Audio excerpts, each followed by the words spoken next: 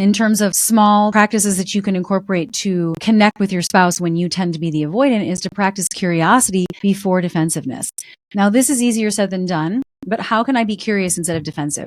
Instead of avoiding your spouse's emotion, if you are triggered by emotional intensity, if you are triggered by the fact that your spouse has a negative emotion because it might be connected with you, even though it might have something to do with the meaning that they gave it or their own history or their own circumstances, right? If you can just set aside any need to make it about you or defend yourself, even if it is connected to you, just get curious, right? Like, tell me more about how you felt.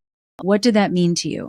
Say more about that. What was it? How can I help? And again, you don't have to fix. You just have to be present and show curiosity. A simple question, one question that shows that you are wanting to understand will go a very, very long way in lowering your own walls, right? Because it's not as threatening when it's coming from you, right? If we are putting up a wall because we don't want to hear what they have to say, well, it's a very different story and they're trying to like tell you something that you're not open to. But when you're flipping the script and you're like, I'd like to hear more about that, not only is that a pattern interrupt for them to be grateful and very intentional about how they do communicate while they do have your ear, but also for you just to see it's not that hard and you don't really have anything to lose. There's nothing to protect from unless they're really verbally abusive to you. In that case, you would need really good boundaries. And I wouldn't recommend staying in a conversation that's verbally abusive or unbridled or toxic. But if you know that you just get activated by any negative emotion, just remember all I have to do is be curious and all I have to do is understand, and we'll figure out what to do with that later.